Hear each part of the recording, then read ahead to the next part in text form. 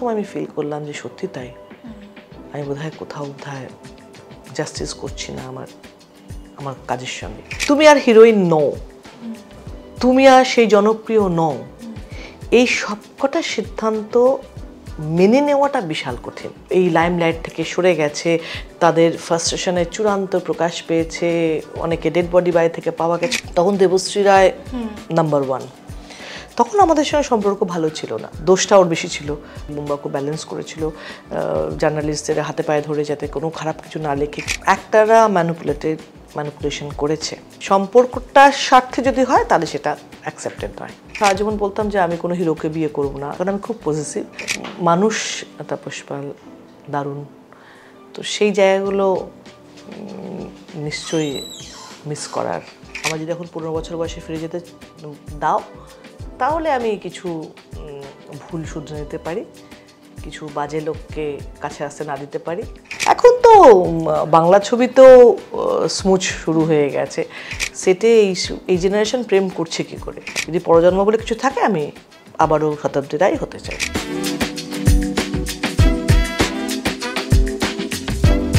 তাকে পর্দায় দেখার অপেক্ষায় অনেকেই ছিলেন, ফাইনালি তিনি ফিরছেন, বলা ভালো কামব্যাক করছেন। শতাব্দী রায় রয়েছেন। দিদি, শতাব্দী এক্সপ্রেস এত দিন সময় লাগালো কেন, মানে দাঁড়িয়েছিল কেন? লাইন পাচ্ছিল না, এত লোকাল ট্রেন ছিল, এই জন্যে আসতে পারছিল না। আসলে সাবজেক্ট, ডিরেক্টর, ডেট সবগুলো ম্যাচ করানো হয়ে ওঠেনি বলে, এটা বোধহয় সবগুলো ম্যাচ করে গেছে বলে আমার মনে হয় পসিবল হয়েছে। তো এই সময়টার মধ্যে যতদিন আপনি অভিনয় করলেন না, ততদিন কতবার মনে হয়েছে যে এবার ফেরা দরকার? আমার মনে হওয়ার থেকে আমার পাশাপাশি লোকের মনে হয়েছে, যাদের সঙ্গে দেখা হয়েছে তাদের মনে হয়েছে।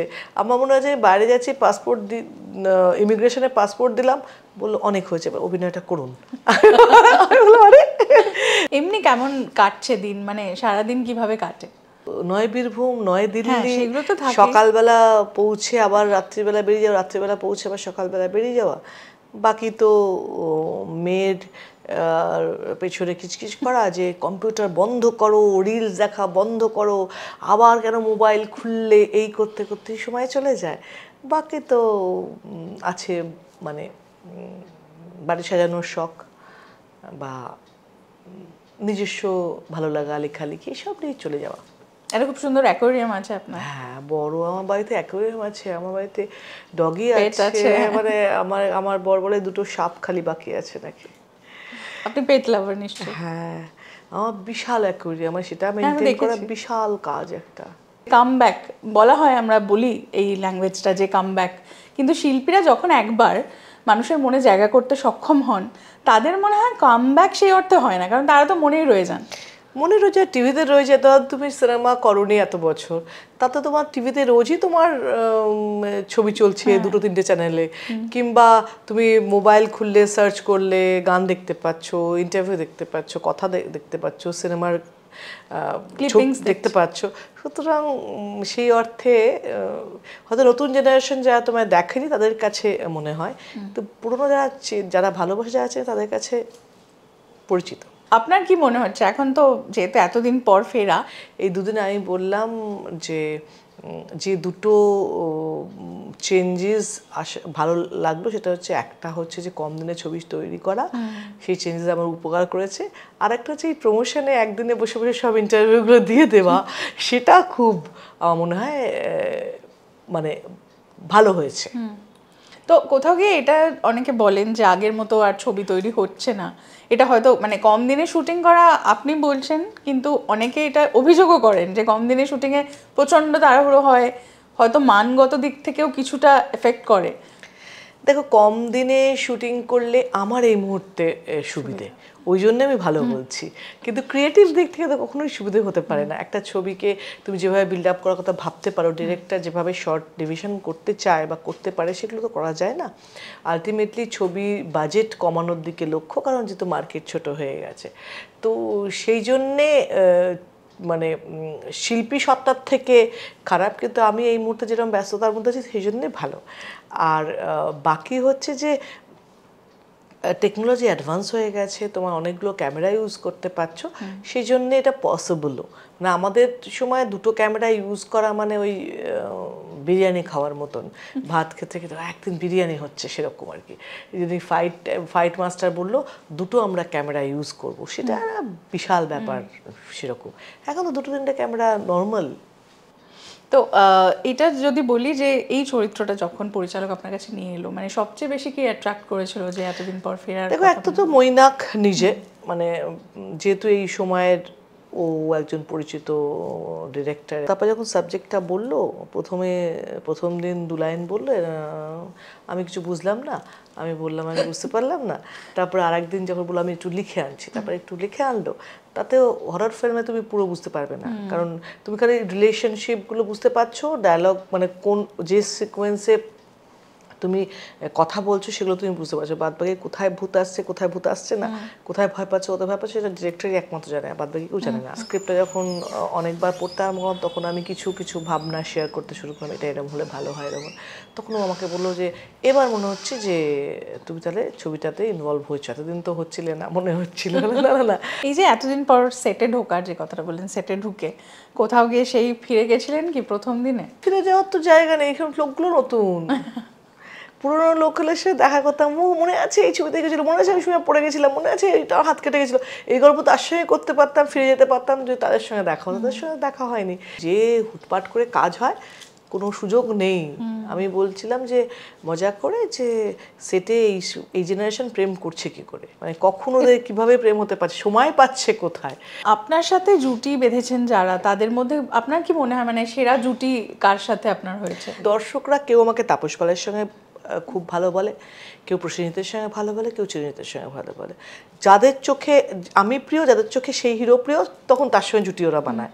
কিন্তু তাপস পালের সঙ্গে অনেক বেশি ছবি আছে, হিট ছবি আছে, কিন্তু সেই অর্থে প্রসেনজিতের সঙ্গেও একসময় প্রসেনজিৎ আমার সবথেকে বেশি ছবি ছিল, বা চিরঞ্জিতের সঙ্গেও আমার ম্যাক্সিমাম একসময় ছিল বেশি ছবি, অর্জুনের সব থেকে বেশি, অভিষেকের সব থেকে বেশি ছবি, মানে প্রত্যেকটা হিরোর সঙ্গে আমি সব থেকে বেশি ছবি করেছি। ইকুয়েশন, সেই সময় তো বিভিন্ন ইকুয়েশন ছিল এবং বিভিন্ন মানুষ বিভিন্ন ধরনের গসিপ তখন বেরোতো যে নায়িকাদের মধ্যে নিজেদের মধ্যে একটা গন্ডগোল আছে বা কোথাও মনোমালিন্য আছে। তখন তো সোশ্যাল মিডিয়া ছিল না, যেটুকু বেরোতো খবরের কাগজে। তো সেই সময় সেগুলো কিভাবে নিতেন? না, তখন আমি যখন ফিল্মে এসছি তখন দেবশ্রী রায় নাম্বার 1, তখন আমাদের সঙ্গে সম্পর্ক ভালো ছিল না, মানে আমরা ইনফ্যাক্ট কথাই বলিনি কখনো। আমরা দুটো ছবি একসঙ্গে করেছিলাম খুব কষ্ট করে, মাঝখানে একটা ছবিতে বুম্বা ছিল, সে বুম্বাকে ব্যালেন্স করেছিল জার্নালিস্টদের হাতে পায়ে ধরে, যাতে কোনো খারাপ কিছু না লেখে, কিছু কোনো প্রবলেম না তৈরি হয়, সেটা ব্যালেন্স করে ছবিটা হয়েছিল। কিন্তু সেই সময় আমাদের সঙ্গে কোনো কথা ছিল না, কোনো কিছুই শেয়ার কখনো করিনি। তো এখন আমরা খুব ভালো সম্পর্কে আছি এবং আমাদের সঙ্গে যোগাযোগ থাকে, ফোনে কথা হয়, দেখা হয়। সেই সময় এটা কোনোভাবে এফেক্ট করেনি, মানে কাজের ক্ষেত্রে বলছি? কাজের ক্ষেত্রে এফেক্ট করেনি, কারণ ওর আমি তো হিরো হিরোইন ছিলাম না, তো ওর মতো কাজ করতো, আমি আমার মতন কাজ করতাম, তো যেটা কোনো এফেক্ট করেনি। কিন্তু খারাপ লাগে, আমার সঙ্গে সবার কথা হতো, শুধু ওর সঙ্গেই হতো না, ও বলতোও না। তো সেই জন্যে আমি জানি না, মানে এখন হলে হয়তো আমি ম্যাচিউরিটির জন্য আমি হয়তো ভাবতাম, বা ও হয়তো এখন ম্যাচিওর হয়ে গেছে, এখন ওর কাছে মনে হতো যে বা কেন করেছি। আমার এখন মনে হয় যে ওকে আমি সামনে কখন আমরা প্রোগ্রাম করব বলবো ওকে যে দোষটা ওর বেশি ছিল, কারণ ও সিনিয়র ছিল, ও যদি আমাকে খুব ভালো করে আপন করতো হয়তো আমার তরফ থেকে সেটা আরও সহজ হয়ে যেত, কারণ আমি তো মানে স্ক্যারি ছিলাম না যে ও আমার সাথে কথা না বললে আমি কী করে কথা বলবো, বা তখন এই সহজ হওয়াটাও সহজ ছিল না। তো সেই জন্য আমার মনে হয় যে ও তখন দায়িত্ব নিলে হয়তো সম্পর্কটা অনেক ভালো হতে পারতো, এবং আমার সঙ্গে আর কারোর সম্পর্কই খারাপ হয়, এখানে দেবশ্রীর সঙ্গেই ছিল না ভালো। কিছুদিন আগেও মানে যখন অভিষেক চট্টোপাধ্যায় ছিলেন, উনিও বলেছিলেন, এবং যে একটা সময় ছিল যখন প্রসেনজিৎ ঋতুপর্ণা জুটি বেঁধে কাজ করছেন, এবং সেই সময় হয়তো অনেকেরই কাজ পেতে অসুবিধা হয়েছিল। তো আপনি কি সেই সময় সেটা চাক্ষুষ করেছিলেন? দেখো, একটা যদি বলো যে অ্যাক্টররা ম্যানিপুলেশন করেছে, তো হয়েছে, সব ক্ষেত্রেই হয়। সেই মুহূর্তে হয়তো খারাপ লাগা ভালো লাগা কাজ করেছে, এখন যদি ভাবি তাহলে করতেই পারে, মানে সে যদি তার বেটারমেন্ট ভাবে, সে যদি ভাবে আমি এই হিরোইনকে নিয়ে কাজ করলে আমার ছবি ভালো হবে, বা এই হিরোইনকে নিয়ে আনলে আমি আরও বেশি ছবি করতে পারবো বা আমি সাকসেস হব, সেটা তার ভাবনার মধ্যে কোনো ভুল নেই। কিন্তু ভুল যদি সম্পর্ককে কেন্দ্র করে শুধু না নেওয়া হয় তাহলে সেটা ভুল।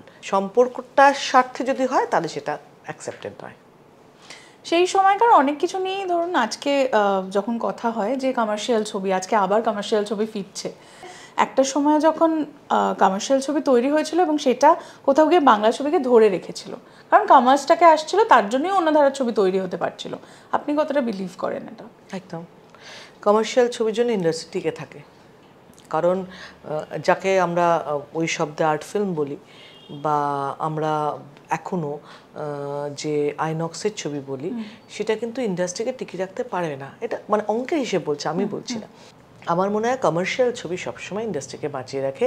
কিন্তু যদি তপন সেনার ছবি কি কমার্শিয়াল ছিল না? ছিল, ডেফিনেটলি। তো এখন যে এই যে রিয়েলিস্টিক ছবিগুলো হচ্ছে, সেগুলো কিন্তু সেই অর্থে সেই সময় না বোঝা আর্ট ফিল্মের মতো নয়। কিন্তু এখনও যে ছবিগুলো হচ্ছে সেটা হয়তো ওই 4টে গাড়ি উড়ে যাচ্ছে না, গ্রামের মোড়ল যে ভিলেন তাকে ধরে মারছে না, এইগুলো হচ্ছে না। কিন্তু এখানে হিরো মার খাচ্ছে, থাপ্পড় খাচ্ছে। আগে যেমন হিরো কখনো মার খেতে পারতো না, হিরো ফেল করতে পারতো না, হিরোইন কলেজে গিয়ে খালি প্রেমই করতো কিন্তু তাতেও ফার্স্ট হতো, মেডিকেলে ফার্স্ট ক্লাস ফার্স্ট। তো এই সব দৃশ্যের ক্ষেত্রেও যদি আমরা দেখতাম দুটো ফুল একসাথে মিলে যাচ্ছে, এখন অনেক অ্যাডভান্স হয়ে গেছে। এখন তো বাংলা ছবিতেও স্মুচ শুরু হয়ে গেছে। তো সেটা তো সামাজিক এগিয়ে চলার সঙ্গে সঙ্গে তারই প্রতিফলন সিনেমা হয়ে গেছে। তো এখন সমাজ মাধ্যমে অনেক সময় আমরা দেখি এই ক্লিপিংসগুলোকে নিয়ে অনেকে ট্রোলও করেন, তখন কিভাবে নেন?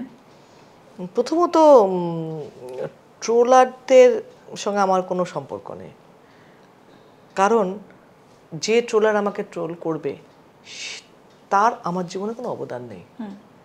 শতাব্দী রায় হয়ে ওঠার আমার জন্ম থেকে আজ অবধি তার কোনো অবদান নেই, সুতরাং তাকে আমার কেয়ার করার কিছু নেই। দ্বিতীয়ত, সেই ট্রোলারকে আমি রেসপেক্ট করবো যে আমাকে ঠিকভাবে আমার ভুল ঠিকটাকে বলবে, সমালোচনা করবে, যে আমাকে সাজেশন দেবে, এটা করলে ভালো, এটা করলে ভালো, সেই সাজেশনটা আমি নেব। যাদের নিজস্বতা কিছু নেই, যে ফ্রাস্ট্রেশন প্রকাশ করছে 200 টাকা রিচার্জ করে, তো সে তাদেরকে কেয়ার করার কি দরকার? 2-4 দিন মন খারাপ প্রথম মনে হতো, প্রথমত মন খারাপ হতো না যে তা না, মন খারাপ হতো। তারপরে এখন ভ্রুক্ষেপই করার দরকার নেই। মানে এবং আমি সেদিন থেকেই এই ট্রোলারদের প্রতি বিরক্ত, মানে অবাক যে মানুষ এত। অমিতাভ বচ্চন অসুস্থ হয়েছিল, বলেছিল যে একজন লিখেছিল এবার মরলে ভালো। আমি ভাবলাম যে এটা বলতে পারে কেউ? সে কোথায় আছে? তার মানে তার কী ব্যাকগ্রাউন্ড, তার মানবিকতা, তার মানসিকতা, তার ফ্যামিলি ব্যাকগ্রাউন্ডটা কী হতে পারে? তো সেই জন্যে ওই নিয়ে ভ্রুক্ষেপ করে তুমি তোমার কাজ করতে পারবে না। কারণ তুমি যখন দেখবে, আমি এটাই ভাবি যে আমি যদি দেখি আমার 200টা কমেন্ট আসছে, তার মধ্যে 2টো খারাপ, তো 198টা ভালো, তো 198টা আমাকে ভালোবাসে, ওই দুজন গার্বেজ ডাস্টবিন। আচ্ছা, অনেকেই বলে যে যারা যেসব অভিনেতা অভিনেত্রী ইন্ডাস্ট্রি থেকে কাজ বন্ধ করে মানে পরবর্তীকালে রাজনীতিতে এসছেন, মানে তারা অলরেডি রাজনীতিতে পোক্ত হয়ে এসছেন, এটা আপনি কতটা মানেন? মানে ইন্ডাস্ট্রি তো অ্যাকচুয়ালি রাজনীতি হতে থাকে। এবং দেখো, রাজনীতি তো সব জায়গায় হয়। তুমি কিভাবে ট্যাকেল করছো, তুমি কতটা ট্যাকেল করতে চাইছো, এবং তুমি কতটা ওই এগিয়ে দিয়ে পাশ কাটিয়ে তুমি বেরিয়ে যেতে পারছো সেটা, এবং তার সঙ্গে তোমার যদি ভাগ্যে থাকে সেটা আছে, সেটা কোনো রাজনীতি তোমায় নিতে পারবে না। তুমিই পারবে সেটাকে সাকসেসের জায়গায় পৌঁছতে। যে সময় আপনি কাজ বন্ধ করলেন, মানে সেই ডিসিশনটা কি একদম ভেবেচিন্তে নেওয়া ডিসিশন ছিল? দেখো, আমি একটা ছবি করেছিলাম সেই সময়, কৃষ্ণা কাবেরী বলে, ডিরেক্টর ছিলেন উড়িষ্যার প্রশান্ত নন্দা। আমার মনে আছে আমি না একটা স্কুটি চালিয়ে আসছিলাম, পাশে দুটো বিশাল বিশাল দুধের টিন, পেছনে একটা বাচ্চা, মোটকু বাচ্চা, তাকে নিয়ে যে জায়গায় দাঁড়ানোর কথা আমি বারবার আসছিলাম, কিন্তু ক্যামেরাম্যান প্যান করে ওটা আমার সঙ্গেও সিঙ্ক করছিল না। তো 2-3 বার, আর রোদ্দুর প্রচণ্ড, আমি 2-3 বারের পরে খুব বিরক্ত হয়ে গেছি। আমি বললাম কি একটা টাইম মেনটেন করতে পারছে না, এ করছে না। দোষটা আমার ছিল কি হচ্ছিল যায় না, কিন্তু আমি ওকে বুঝে চেয়েছিলাম। তখন ডিরেক্টর শুটিংটা বন্ধ করে দিয়েছিল এবং আমাকে বলেছিল চলো খেতে যাই লাঞ্চে। তো আমি যখন লাঞ্চে এসেছিলাম তখন আমাকে উনি বুঝিয়েছিলেন যে বিরক্ত কেন হচ্ছ। না না না বলো না, দোষটা কিন্তু ওনার নয়। দোষটা কি তোমার বলতো, তুমি আর তোমার কাজটাকে এনজয় করছো না। তুমি ইরিটেট হতে আরম্ভ করেছো মানে তুমি কিন্তু এই রোদে তুমি কিন্তু আগেও শুটিং লালপান বেবির মতো ছবি ওনার সঙ্গে করেছিলাম, এই রোদে তুমি কিন্তু অ্যাকশন করেছো, এই রোদে কিন্তু তুমি শুটিং প্রচুর করেছো। এখন তুমি করছো রোদের জন্য না, তুমি ইরিটেট হয়ে রয়েছো, তোমার কিন্তু রিল্যাক্স করা উচিত। আমি সেদিনকে ফিল করেছিলাম, প্রথম আমি ফিল করলাম যে সত্যি তাই, আমি বোধহয় কোথাও জাস্টিস করছি না আমার আমার কাজের সঙ্গে। তখন আমার চলো একটু গ্যাপ দিলে হয়তো বা ফ্রেশ হয়ে আবার ভালো লাগবে। তো সেই গ্যাপটা এত বড় হবে জানি না, কিন্তু হয়েছে। মানে এই ডিসিশনটা নেওয়াও তো খুব বড় একটা ডিসিশন, এবং সেই সময় মানসিকভাবে নিজেকে বোঝানোটাও একটা বড় কাজ। দেখো, তুমি আর হিরোইন নও, তুমি আর 15 বছরের নও, তুমি আর সেই জনপ্রিয় নও। এই সবকটা সিদ্ধান্ত মেনে নেওয়াটা বিশাল কঠিন। তাই জন্য আমাদের বেশিরভাগ শিল্পীরা আগে দেখা গেছে যে যখন তার জনপ্রিয়তা কমে গেছে, যখন সে আর হিরো হিরোইন নেই, তারা অ্যাডিক্টেড হয়ে গেছে, যারা এই লাইমলাইট থেকে সরে গেছে, তাদের ফার্স্ট্রেশনের চূড়ান্ত প্রকাশ পেয়েছে, অনেকে ডেড বডি বাড়ি থেকে পাওয়া গেছে, অনেক কিছু। তো সেটা হচ্ছে সেই মেনে নেওয়াটা এবং নিজেকে বুঝিয়ে ওঠাটা কিন্তু কঠিন কাজ, এবং সেটা ভগবান আমাকে সাহায্য করেছে, এবং সেটাকে আমার আশেপাশে এবং আমার অন্য অন্য ভালো লাগাগুলোকে প্রায়োরিটি দিয়ে আমি সেই ফেজ থেকে বেরোতে পেরেছি।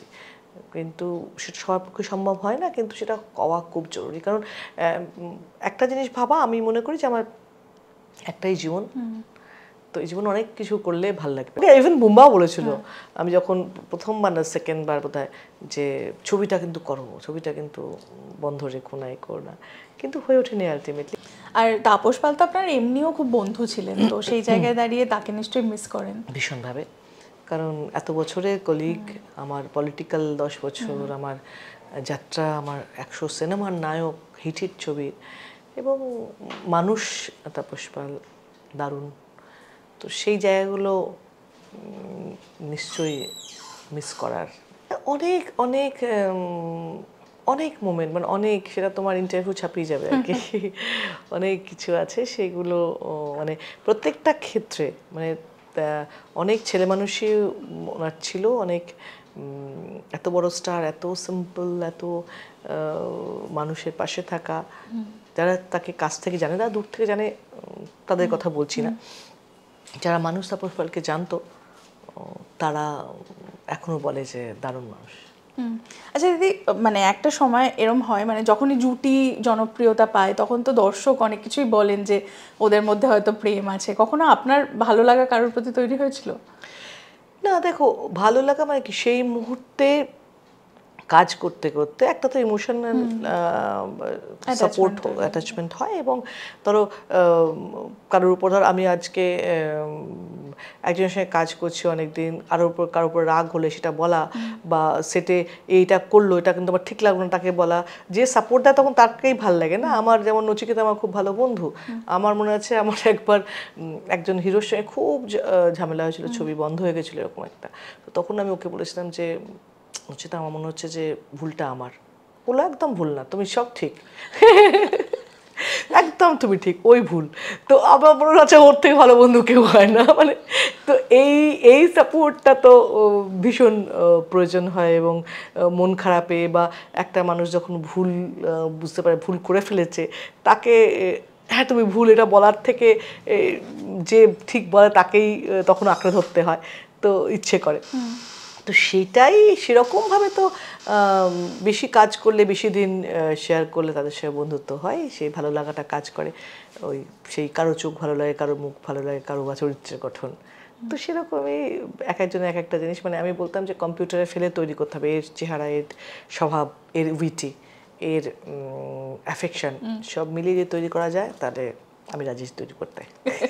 আর কোথাও গিয়ে অনেকের কিন্তু পরিবারেও এফেক্ট পড়ে, তো সেটা তো নায়িকাকেই সামলাতে হয়। আর আমরা দেখি যে বেশিরভাগ নায়িকার সাথেই নাম জড়ায়, নায়কদের সাথে যত না জড়ায়, মানে সমাজের নিয়ম মহিলাদেরই বেশি দোষারোপ করা হয়, তো সেইগুলো কিভাবে সামলাতেন? অনেক বৈবাহিক সম্পর্ক তো ভেঙেও গেছে এই কারণে, বা অনেকে আরো বেশি জুড়ে গেছে এই কারণে। বা দেখো, একটা নায়ক যদি কাজ করে, নায়কের বউদের অনেক বেশি স্ট্রং হতে হয়, এবং নায়িকা যারা বাইরে বিয়ে করে আমার মতো, তাদের হাজব্যান্ডদের স্ট্রং হতে হয়। যে কি করে, আমি যেমন সারা জীবন বলতাম যে আমি কোনো হিরোকে বিয়ে করব না, ছোটবেলা থেকে প্রথম যে লিখেছিলাম তখন আমার ডায়েরিতে এখনো লেখা আছে যে আমি কোনোদিন কোনো নায়ককে বিয়ে করবো না, কারণ আমি খুব পজিটিভ। আমার মনে হতো যে আমি যাকে বিয়ে করবো, আমার হাজব্যান্ড চারজনকে জড়িয়ে ধরবে, আমি পারবো না, আমি মানবো না।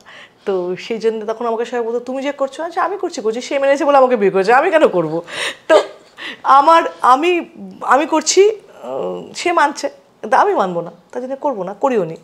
তো সেই ক্ষেত্রে স্বামীদের ক্ষেত্রে এবং স্ত্রীর ক্ষেত্রে ওটা, এবং তারা জানে যে এটা তাদের প্রফেশন, সেই প্রফেশনটাকে টেকানোর জন্য তাদেরকে সাপোর্ট তো দিতেই হবে, সেটা খারাপ অর্থে না, ভালো অর্থে, বন্ধুত্বের অর্থে।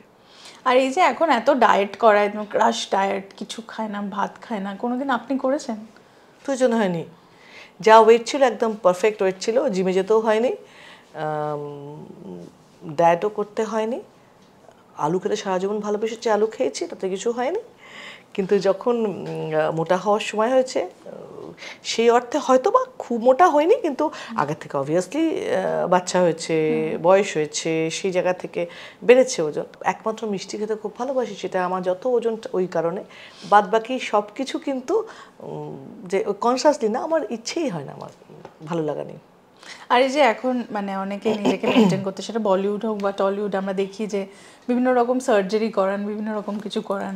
আমি সেটাই তো বলছি, মানে সেই এইগুলো কিভাবে দেখেন, মানে নায়িকার সৌন্দর্য কোথাও আমি এখনো পর্যন্ত কিছু করিনি, মাঝে মাঝে আমি শুনি, সবাইকে দেখি, তা আমি ভাবি যে করলে কি হয়, কিন্তু আমার ভীষণ ভয় যে এই যে ধরো আমার যখন 70 বছর হবে, আমি যদি নর্মাল প্রসেস বাঁচি, প্রথম কথা বাঁচি, দ্বিতীয়ত যদি নর্মাল প্রসেসে বুড়ো হই, সেই বুড়ো হওয়াটা কীরকম দেখতে লাগবে, আর এখন যদি আমি কিছু করি তার বুড়ো হওয়াটা কীরকম দেখতে লাগবে। কারণ আমাদের হলিউড কিন্তু অনেক আগে এগুলো করেছে, তার ফলে এখন হলিউডের স্টারদের তুমি এলিয়ানের মতো দেখতে পাবে, যেটা আস্তে আস্তে বম্বেতে এফেক্ট করতে আরম্ভ করেছে, যেটা এখন আমাদের এখানে শুরু হয়েছে করা।